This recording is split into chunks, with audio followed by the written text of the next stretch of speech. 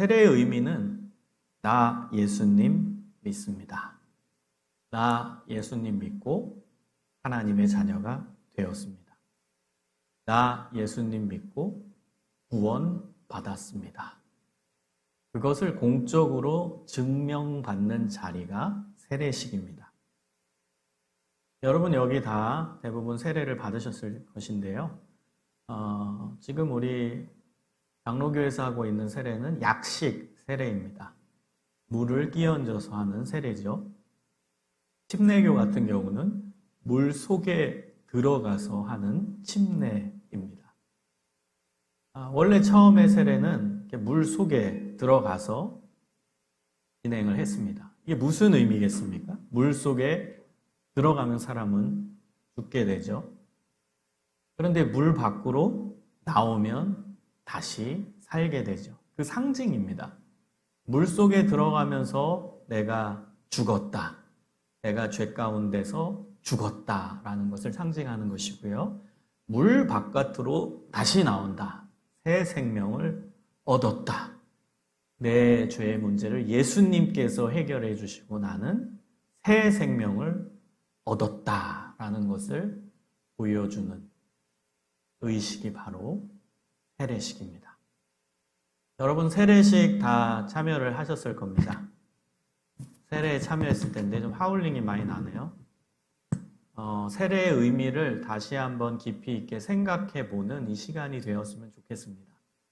그리고 성찬식을 세례식과 연계해서 여러분 바라본다면 내가 세례 받았을 때 그 마음가짐, 세례 받았을 때 그 감격, 세례 받았을 때 고백했던 신앙의 고백을 다시금 리마인드하는 시기, 그 의식이 바로 성찬식입니다. 나 그때 다시 살아나는 그 놀라운 경험을 했는데 예수님께서 나를 살리시고 나를 구원해 주신 그 감격이 그때 있었는데 그때 성도들 앞에서 나 예수님 믿습니다 라고 믿음의 고백을 했는데 그때를 생각하는 거예요. 그래서 성찬식과 세례식은 연결이 될 수 있는 것입니다. 예수 그리스도의 구원, 이것이 핵심 의미인 것이죠. 세례식도 예수님이 나를 구원해 주셨다. 성찬식도 예수님이 나를 구원해 주셨다. 그 구원에 대한 회상, 구원에 대한 고백, 구원에 대한 감사, 구원에 대한 믿음, 이것이 담겨있는 의식이 바로 세례식과 성찬식이라는 것입니다. 오늘 본문을 보시기 바랍니다. 오늘 본문을 보면 예수님께서 잡히시던 그날 밤에 마지막으로 제자들과 함께 만나서 만찬을 하십니다. 그리고 예수님께서는 그때 성찬식을 하시는 그 첫 번째 성찬을 우리 제자들에게 보여주셨고 우리 지금 2022년도에 신앙생활을 하는 우리에게도 보여주고 계시는 겁니다. 여러분 26절을 보세요. 떡을 가지사 축복하시고 떼어 제자들을 주시며 가라사대 받아 먹으라. 이것이 내 몸이니라. 예수님께서는 떡을 들어 축복 기도를 하셨습니다. 그리고 나서 제자들에게 주시며 먹으라고 말씀하십니다. 그런데 어찌된 영문인지 그때 예수님은 제자들에게 이 떡이 바로 자신의 몸이라고 얘기합니다. 여러분 우리는 성찬식에 종종 참여하고 그리고 성찬의 내용도 어느 정도는 알고 있기 때문에 이것이 신선하게 다가오지 않을 수 있어요. 신기하게 다가오지 않을 수도 있어요. 그러나 여러분 제자들의 입장이 돼 보십시오. 평소 때도 제자들과 예수님은 함께 식사를 하셨습니다. 예수님은 항상 떡을 드셔서 떡을 이렇게 드는 거예요. 그리고 축복기도 하셨어요. 축사를 하시고 제자들에게 주셨습니다. 성찬식 때만 하신 게 아니라 일상적인 식사에서도 하셨다라는 거예요. 그런데 오늘 본문에서는 제자들에게 이 떡을 나눠주시면서 이상한 얘기를 하시는 거예요. 이게 내 몸이다. 그러니까 여러분이 지금 그 현장에 있었다. 첫 번째 성만찬 현장에 있은 제자라고 가정해 보십시다. 얼마나 이상한 예수님의 말씀이셨겠습니까? 아니, 이 떡이 왜 자신의 몸이라고 하지? 이 떡은 떡인데 오늘 예수님 이상하신데? 이게 왜 예수님의 몸이라고 자꾸 말씀하시지? 이건 우리가 일상적으로 먹는 떡인데 오늘 예수님 왜 이상한 발언을 하시지?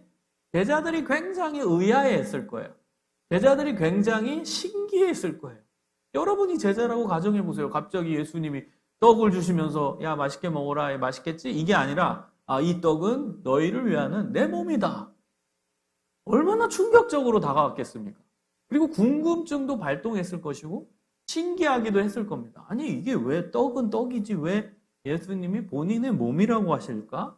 굉장히 궁금했을 겁니다. 그리고 제자들은 그때 예수님이 하신 말씀을 100% 이해하지 못했을 겁니다. 실제로 그 당시에는 제자들 상태가 별로 좋지 않아요. 예수님께서 이 오늘 성만찬 하시기 전에도 내가 이제 조금 있으면 십자가에 달려 죽는다. 내가 너희를 위해 구원하러 간다. 이제 나는 곧 너희를 떠난다. 이 얘기를 할 때도 제자들은 전혀 감이 없었고 이해를 못했어요.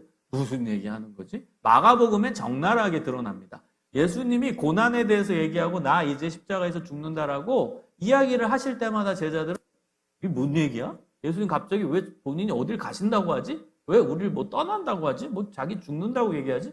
제자들이 예수님의 구원 사건, 십자가 사건을 전혀 이해하지 못했습니다.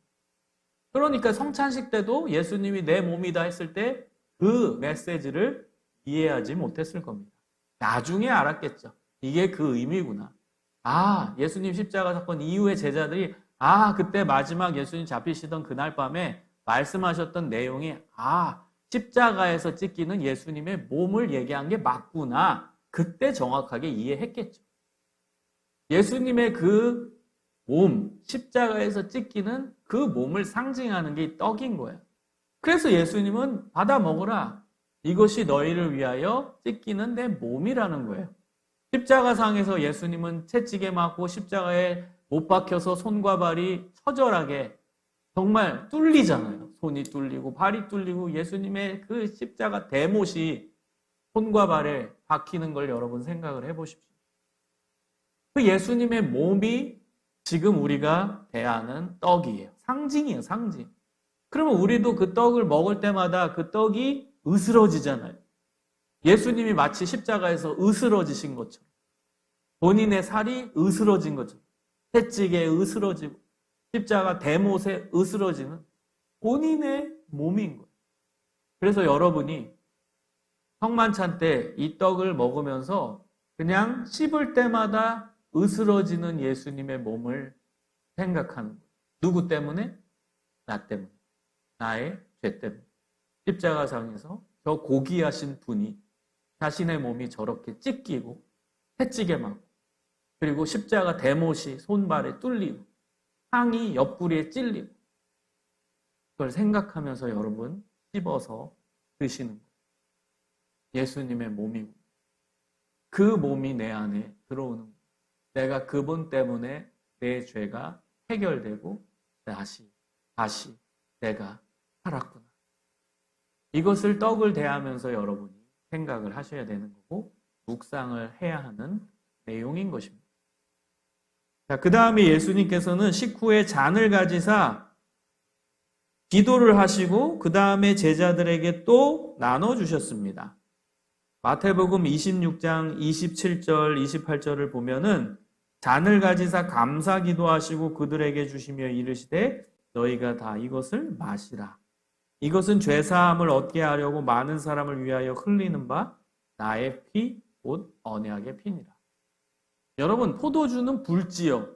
이건 예수님의 십자가상에서 흘리는 피를 상징한다는 겁니다. 그 고귀한 피, 그 피가 흘려질 때 우리의 죄의 값이 치러지는 겁니다. 색깔이 여러분 포도주의 그 색깔을 보면 예수님의 피가 생각나죠. 그래서 예수님은 그 포도주를 볼 때 내가 조금 있으면 십자가상에서 인류를 위해서 흘리는 피가 생각나시는 거예요. 그래서 그 포도주의 상징을 넣으신 거죠. 얘들아, 이 포도주를 먹을 때마다 나를 기념하라. 내가 너희를 위하여 흘리는 내 고귀한 피다. 인류 속죄를 위해 흘리는 내 피다. 인류 고난의 모든 고난을 인류가 다 지어야 되지만 내가 너희들을 대신해서 십자가를 지면서 이 피를 흘리는 것입니다. 여러분, 예수님의 그 구원 사건을 어려운 표현으로 대속이라고 합니다. 대속, 한자죠. 대속. 대신 속하다.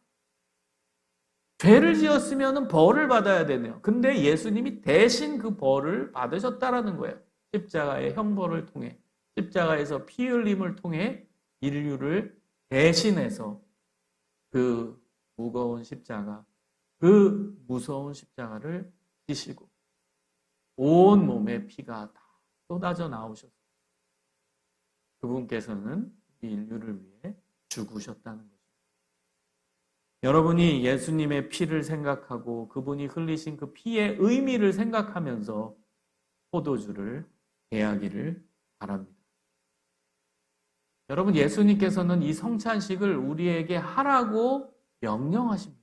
부탁 겸 명령입니다. 1차적으로 이 메시지를 들었던 사람은 예수님의 제자이죠.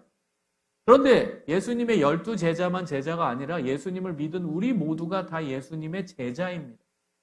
그래서 예수님의 제자인 우리 모두는 예수님이 하라고 말씀하신 이 성찬식을 주님 다시 오실 때까지 하는 겁니다. 예수님께서 우리에게 명령하시고 말씀하신 가장 중요한 핵심이 이것을 행하여 나를 기억하라 입니다.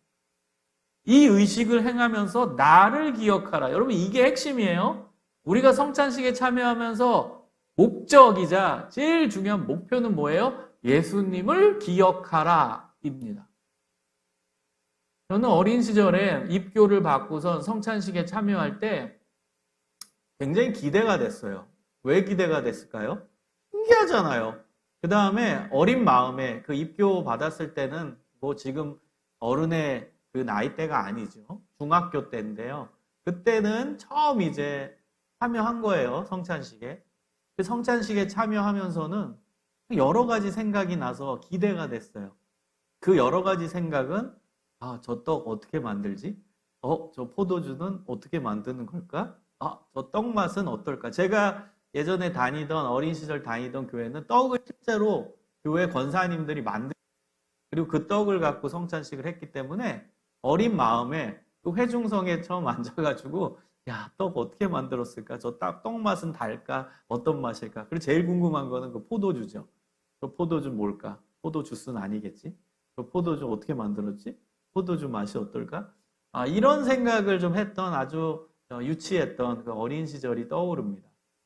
여러분, 성찬식에서 기본질적인 것은 여러분 머릿속에 채워지면 안 됩니다. 기본질적인 건 다 걷어내야 돼요. 성찬식의 가장 중요한 목표와 목적은 뭐라고요? 예수님을 기억하라. 예수님을 기억하라입니다. 예수님을 기억하세요. 성찬식 때만 기억하지 말고 그 다음에 성찬식 끝나도 기도하면서 예수님을 기억하고 집에 가시면서도 예수님을 기억하고 저녁에 밥 먹을 때도 예수님을 기억하고 주무시기 전에도 예수님을 기억하고 예수님을 기억하고 예수님을 생각하고 예수님을 기대하고 예수님이 나한테 이런 놀라운 일을 해주셨어. 구원해 주셨어. 기대가 있어야지. 감사도 있어야지. 예수님을 기억하는 온 하루가 되기를 소망합니다. 여러분, 성찬식에 참여하는 이제 구체적인 우리의 자세 한 3가지를 말씀을 드리겠습니다. 첫 번째 자세는 회개입니다. 여러분, 구원의 전제는 회개죠. 회개가 있어야 돼요. 예수님께서 우리에게 요구하시는 것은 하나입니다. 아주 단순하죠. 그게 바로 회개입니다. 여러분은 회개를 어떻게 생각하시는지 모르겠어요. 회개가 형식적이고 재미없는 거고 이거 꼭 해야 되는 건가? 재미없네? 딱딱하네? 의식적으로 또 하게 되네? 그냥 말로서만 회개합니다. 그냥 얘기하면 되는 걸까? 회개에 대해서 우리가 가지고 있는 사실 선입견은 회개는 재미없는 거야. 형식적인 거야. 뭐 딱딱한 거야. 별로 그런 긍정적 의미가 아니에요. 그리고 의무야, 회개는. 그렇게 생각하는데요. 여러분 가만히 살펴보십시오. 회개가 의무인지 권리인지. 의무와 권리를 여러분 아시죠? 의무는 우리가 하기 싫어도 어쩔 수 없이 하게 되는 굉장히 수동적인 의미입니다. 그러나 권리는 내가 누리게 되는 나한테 좋은 게 권리입니다. 우리는 대한민국 국민으로서 의무가 있고 권리가 있죠? 권리가 우리한테 좋은 거죠. 여러분, 우리 납부에 의무가 있죠? 세금 내는 거 좋아하는 사람 있어요, 솔직히? 우리 돈 다 내야 되는데? 세금 하나씩 다 내야 되는데? 뭐든?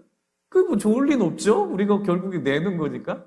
그런데 권리, 우리가 받아야 되는 권리들 많아요. 교육에 대한 권리도 있고, 권리는 좋은 거예요. 좋은 거예요, 나한테. 여러분, 회계는 의무일까요? 권리일까요? 여러분, 우리 쪽에서 보면, 또 하나님 쪽에서 보면 제가 느끼는 것은 권리입니다. 우리 쪽에서도 권리고요, 하나님 쪽에서도 권리예요, 이거는. 하나님이, 야, 너 무조건 회계, 이거 의무니까 해. 이거 아니에요. 회계라는 권리를 너한테 줄게. 우리 쪽에서도, 회계라는 게 있기 때문에 우리는 구원이라는 놀라운 선물을 받을 수 있구나. 용서라는 선물을 받을 수 있구나. 이건 권리입니다. 여러분, 회계를 너무 의무로 치부하지 마시고, 의무로 매도하지 마시고, 의무로 재미없어 하지 마세요. 우리는 의무하면 재미없잖아요. 저도 대학에서 가르치는 사람인데요. 여러분, 의무 수업이 있잖아요. 필수 수업. 그 다음에 선택 수업이 있잖아요. 학생들의 태도가 달라요. 선택 과목 들어갈 때가 정말 저도 개인적으로는 더 재밌습니다. 왜? 선택 과목은 자신들이 듣고 싶어서 온 애들이에요. 그러니까 자세가 달라요. 굉장히 표정도 밝고 적극적이에요. 근데 필수 수업은 어쩔 수 없이 들어야 되는 부분이 있어요. 그 과목 듣고 싶어서 오는 아이도 있지만 그거 듣고 싶지는 않지만 필수기 때문에 오는 학생들도 있는 거거든요. 그렇기 때문에 수동적인 학생들이 꽤 있어요. 필수 수업 들어가 보면. 여러분, 회계가 의무가 되면은 억지로 하는 게 있을 수밖에 없어요. 내가 하기 싫은데 뭐 해야 되니까. 그런데요, 하나님은 회계를 의무로 보지 않습니다. 그리고 그런 의무로서의 회계는 받으시지 않습니다. 우리 하나님은 마음을 보시는데, 아이고 하기 싫은데 회계해야 되니까 뭐 어쩔 수 없이 한다. 그거 하나님 받으시겠어요? 우리 하나님 마음 보시는 분인데. 그래서 의무가 아니라 권리인 거예요. 권리는 자기가 하고 싶어서 하는 거거든요. 권리는 좋으니까 받는 거거든요. 그러니까 계속 하고 싶죠. 권리라는 건 내가 받는 건데 계속 누리고 싶지 않겠습니까? 그러니까 자발성이 그 안에서 나오게 돼요. 권리이면. 회계는 여러분 권리입니다. 하나님이 우리에게 주신 권리. 아주 쉽게 생각해 봅시다. 여러분, 하나님께서 인간들을 보시고, 야, 저 인간들은 저렇게 죄밖에 안 짓냐? 야, 저 인간들은 저기 벌 받아야 되는 마땅한 놈들이다. 야, 쟤네들은 내가 저렇게 사랑을 베풀었는데 어떻게 그 사랑에 감사도 못하고 저렇게 나쁜 짓만 하냐? 야, 쟤는 어떻게 맨날 저렇게 회사 가서 실수만 하냐? 야, 쟤는 어떻게 저렇게 반복적인 죄만 짓고 앉아있냐? 와, 한심한 인간들이네. 만약에 하나님이 그렇게 생각하셔서 이 인간들 내가 벌 내리겠다. 여러분, 이게 하나님의 의도시고 마음이셨으면 회개를 알려주셨을까요? 여러분, 쉽게 생각해 보세요. 하나님의 의도가 벌이고 하나님의 의도가 인간들 벌 내리겠다. 쟤네는 이제 가능성이 없어. 말도 안 듣는 애들 벌 내리겠다. 그럼 회개라는 선물을 주셨을까요? 제도를 주셨을까요? 장치를 주셨을까요? 회개라는 장치? 안 주셨겠죠. 그냥 하나님은 절대 주권자고 절대 권력자고 모든 만물 만드신 분인데 누구 눈치를 봅니까? 내가 인간들 별로 마음에 안 들어서 벌 내리겠다는데 누구 눈치를 보겠어요? 그럼 바로 벌 내리겠죠. 하나님인데. 근데 왜 회개를 주셨어요? 벌 안 주려고. 여러분, 그러면 회개가 의무입니까? 권리입니까? 인간에게 좋은 겁니까? 억지로 해야 되는 겁니까? 인간한테 좋은 거죠. 아니, 회개가 없었으면 하나님 그냥 나 벌 내리실 텐데, 회개라는 게 없으면 나 용서 안 하실 텐데, 회개라는 게 없으면 나 구원받지 못할 텐데요. 그런데 하나님은 회개라는 무언가 장치를 주셨다라는 건 하나님의 의도가 벌이 아니라는 거예요. 하나님의 의도가 벌이었으면 회개를 안 줬겠죠. 그 제도를 알려주지 않았겠죠. 하나님의 관심, 하나님의 관점, 하나님 원하시는 건 벌이 아니라는 거예요. 구원이고 생명이고 회복이고 살아남이고 구원이고 안아줌이고 사랑이고 용서. 이게 하나님의 관심이랍니다. 그래서 회개라는 선물을 주신 거예요. 그래서 회개는 그 선물을 받아 누리는 권리가 되는 겁니다. 여러분 회개하십시오. 고린도전서 11장 28절에서 29절에 보면 예수님께서 이렇게 말씀하십니다. 사람이 자기를 살피고 그 후에야 이 떡을 먹고 이 잔을 마실지니 주의 몸을 분별하지 못하고 먹고 마시는 자는 자기의 죄를 먹고 마시는 것이니라. 사람이 자기를 살피고 그 다음 성찬식에 참여하래요. 그 살핀다라는 의미가 회개입니다. 사람이 자기 자신을 회개한 다음에 성찬식에 참여해라. 그렇지 않는 경우는 자기의 죄를 먹고 마시는 거다. 이렇게 예수님은 성찬식의 전제 조건으로 회개를 언급하신 겁니다. 예수님의 십자가 사건이 뭐예요? 우리의 죄의 문제를 해결해 주시는 사건이 십자가 사건이에요. 근데 그 십자가 사건을 회상하고 감사하는 이 성찬식에 계속 죄가 있는 상태로 참여하면 안 된다는 거예요. 예수님의 십자가 사건 자체가 죄를 없애는 사건인데 그걸 회상하고 기념하는 이 순간에도 내 마음속에, 내 머릿속에 죄가 가득하다. 그러면 안 된다는 거예요. 그래서 회개하고 성찬식에 참여해라. 성탄에 참여하는 우리의 자세 첫 번째는 회개입니다. 회개의 가장 중요한 부분이 뭐예요? 간절한 마음이죠. 회개는 여러분 형식적이 되면 안 돼요. 그 부분은 예수님이 받지 않으세요. 형식적 회개는. 형식이 안 되려면 여러분 마음에서 우러나오는 회개여야 돼요. 그러려면 생각하고 회개하세요. 이게 우리의 실천입니다. 우리는 회개를 너무 기계적으로 해요. 형식적이 된 거죠. 주님 잘못했습니다. 알고 지은 죄, 모르고 지은 죄, 일상 속에서 지은 죄 용서해 주세요. 잘못했습니다. 잘못했습니다. 너무 기계적이에요. 회개는요, 여러분 생각하고 하십시오. 그래야 간절함이 나와요. 여러분의 일상생활을 쭉 반추해보고 생각해 보면서 내가 어디에 문제가 있었나? 내가 어느 부분에서 다른 사람들에게 상처를 주었는가? 내가 내 자신한테 죄를 지은 건 없는가? 여러분 고린도전서는 자기 자신한테 죄를 짓는 게 있어요. 뭐 예를 들면 음란. 이건 자기 몸에 죄를 짓는 거라고 고린도전서에 나와요. 자기 자신한테 하나님이 주신 이 거룩한 육체에 내가 죄 지은 건 없는가? 자기 자신을 돌아보는 거예요. 생각하고 그 다음에 회개를 하는 거예요. 그래야 간절함이 나와요. 이 회개를 하고 성찬에 참여하십시오. 두 번째입니다. 성찬에 참여하는 자세는 예수님이 베풀어 주신 구원의 은혜에 대한 감사입니다. 감사하는 이유, 왜 감사하는지 이것도 생각하고 감사하는 거예요. 여러분 감사절 때 제가 심심하면 했던 말이 있어요. think와 thank 같은 어원이다. 감사는 think를 바탕으로 나온다라는 거예요. 생각하면서 감사가 나온다라는 거예요. 생각을 하고 그 다음 뭘 감사할지를 떠올리고 감사하는 거지. 그냥 뭐 생각도 안 하고선 그 다음에 뭐 그냥 감사합니다. 그냥 감사합니다.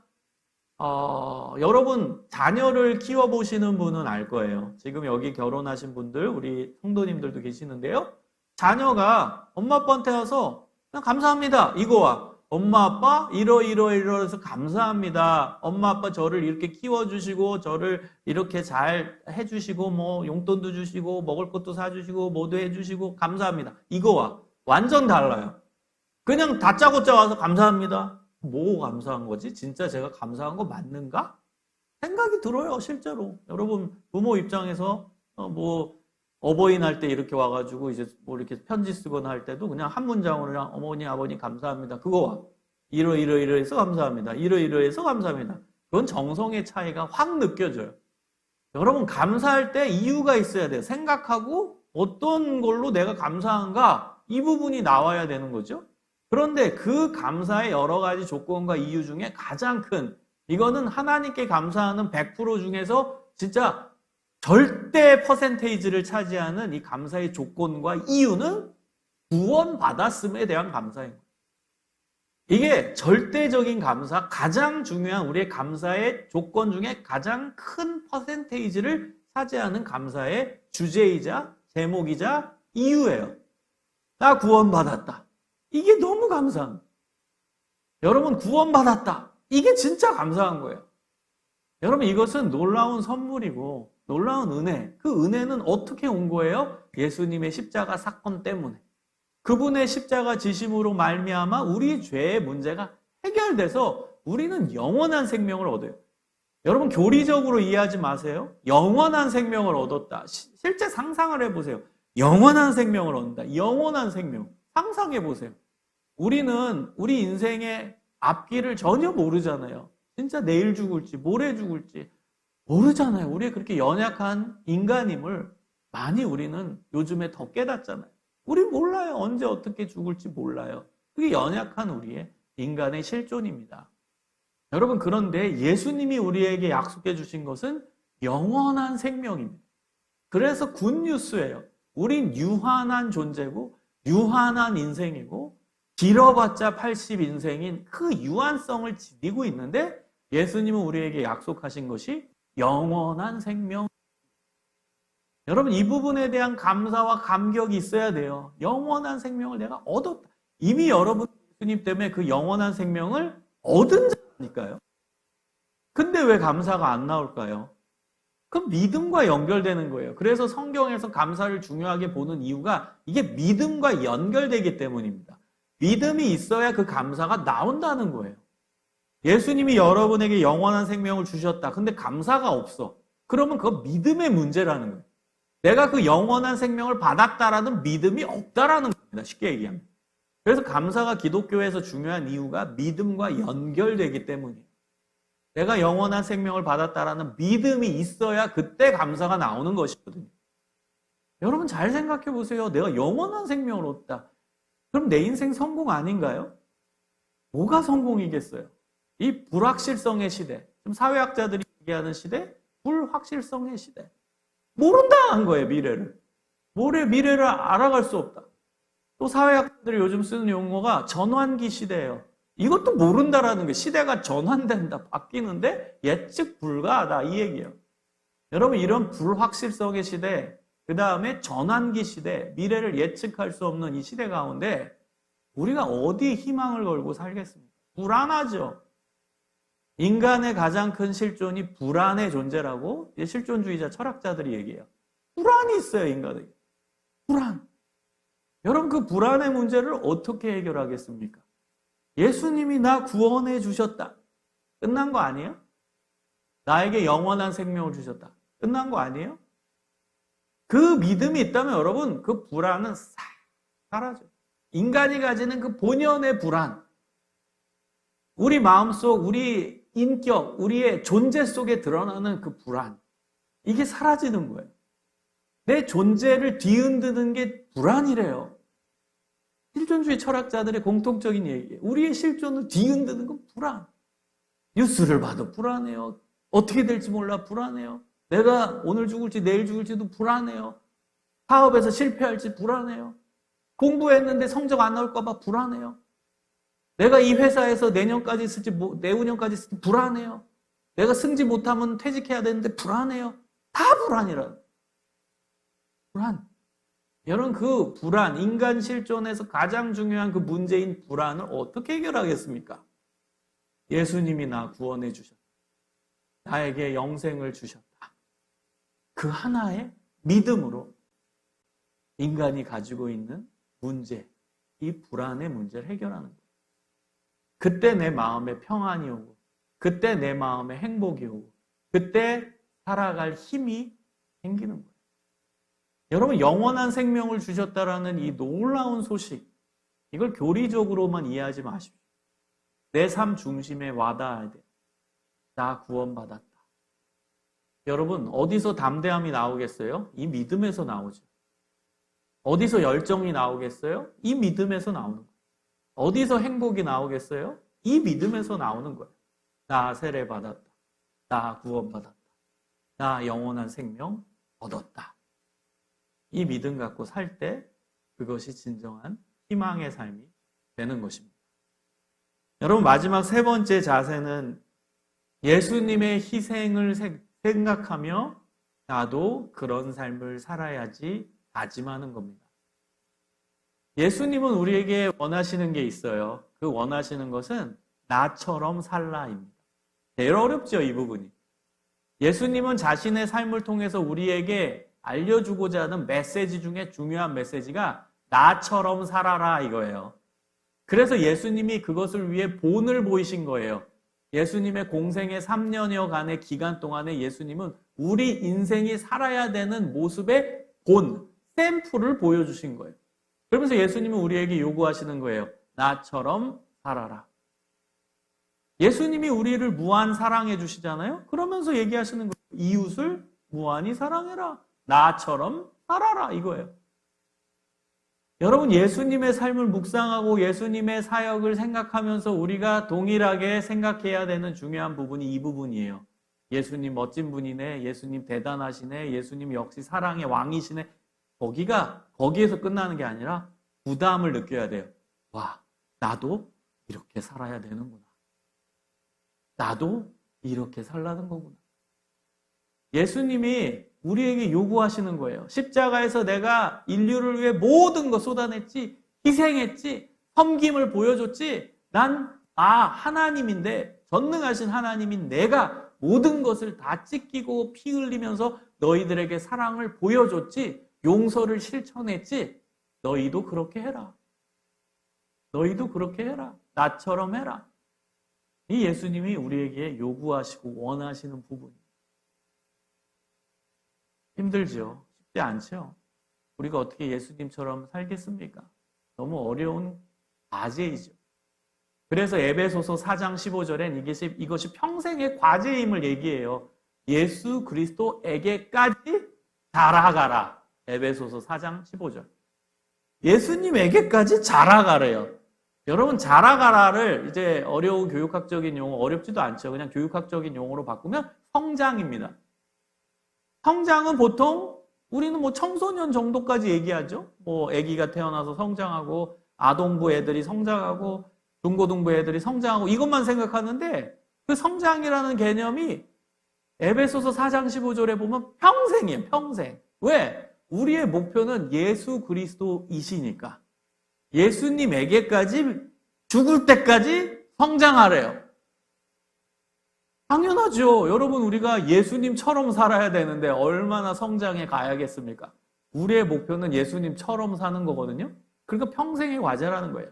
계속 성장해 가야 돼요.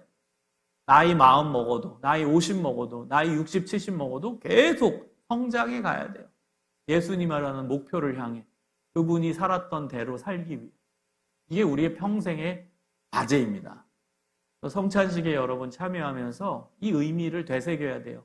예수님이 모든 것 십자가에서 쏟으신 것처럼 나도 다른 사람에게 희생하고 손해보고 섬기면서 살아야지. 예수님처럼. 이것을 기억하는 의식이 바로 성찬식입니다.